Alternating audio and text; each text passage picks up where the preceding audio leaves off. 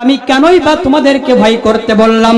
এই ভয় করার মধ্যে কি লাভ আর না করলে কি ক্ষতি? আল্লাহ পাক রব্বুল আলামিন আয়াতে কারিমার মধ্যে বলেন, ইয়া আইয়ুহাল্লাযীনা আমানু তাকুল্লাহ ওয়া কুলু কাওলান সাদীদা يصلح لكم أعمالكم ويغفر لكم ذنوبكم والله غفور رحيم আল্লাহ পাক রব্বুল আলামিন আয়াতে কারিমার মধ্যে বলেন, ইয়া আইয়ুহাল্লাযীনা আমানুত্তাকুল্লাহ ওয়া কুলু কাওলান সাদীদা।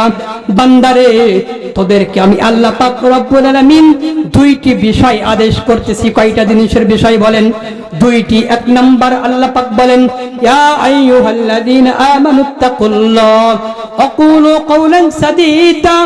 বান্দা, তোমরা যদি দুইটি জিনিসকে আমল করতে পারো, এই দুইটি জিনিসের আমল করার বিনিময় আমি আল্লাহ পাক রব্বুল আলামিন তোমাদের জন্য দুইটি মহা পুরস্কারের ঘোষণা করে দিলাম। চিৎকার করে বলুন না মারহাবা।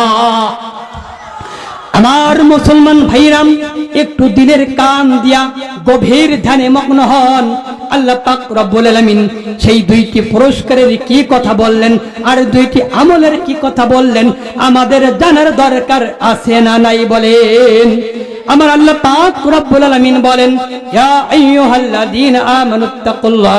বান্দা, দুইটি জিনিসের আমল নামাই তোমরা যদি করতে পারো আর দুইটি আমলের বিনিময় আমি আল্লাহ পাক রব্বুল আলামিন তোমাদের জন্য দুইটি মহা পুরস্কারের ঘোষণা করে দিলাম। এক নম্বরে হলো ইয়া আইয়ুহাল্লাযীনা আমানুত্তাকুল্লাহ। বান্দা, তোমরা হলো আমি আল্লাহকে ভয় করবা। এক নম্বর আমল কি বলেন? তোমরা আমি আল্লাহকে ভয় করবা। কি বলেন? আমি আল্লাহকে ভয় করবা। আর দ্বিতীয় আমল হলো আল্লাহ বলেন, ওয়াকুলু কাওলান সাদীদা। দুইটি আমল যদি বান্দা করতে পারো, দুইটি আমলের বিনিময় আমি আল্লাহ পাক রব্বুল আলামিন তোমাদের জন্য দুইটি মহা পুরস্কারের ঘোষণা করে দিলাম। এক নম্বরে আল্লাহর ভয়, দ্বিতীয় নম্বর আল্লাহ বলেন ওয়াকুলু কাওলান সাদীদা। বান্দা, দ্বিতীয় নম্বর আমল তোমাদের জন্য আমি আদেশ করলাম। দ্বিতীয় নম্বর আমল হলো সদা সর্বদা সত্য কথা বলবা। চিৎকার করে বলুন না সুবহানাল্লাহ। এক নম্বর হলো আল্লাহর ভয় আর দ্বিতীয় নম্বর হলো সদা সর্বদা সত্য কথা বলা। এই দুইটি জিনিসের আমল যদি আপনি আমি করি, আল্লাহ পাক রব্বুল আলামিন দুইটা মহা পুরস্কারের ঘোষণা করে দিবেন। এই দুইটি পুরস্কার আপনি আমি পেতে চাই কিনা বলেন? যদি পেতে চাই তাহলে কয়টি আমল করতে হবে বলেন? দুইটি আমল। কয়টি বলেন?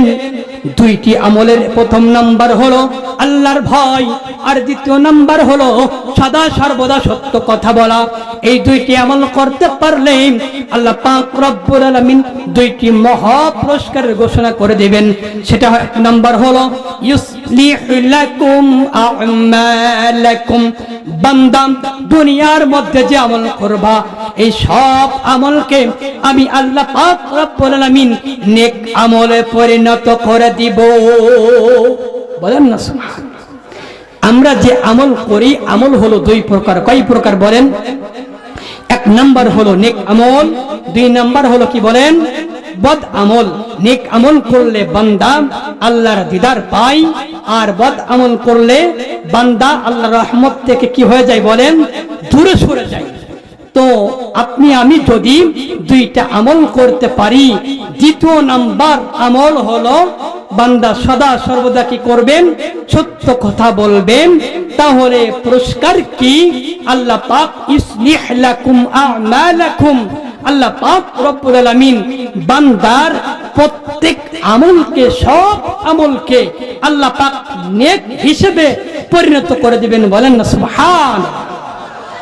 আর দ্বিতীয় নাম্বার পুরস্কার কি?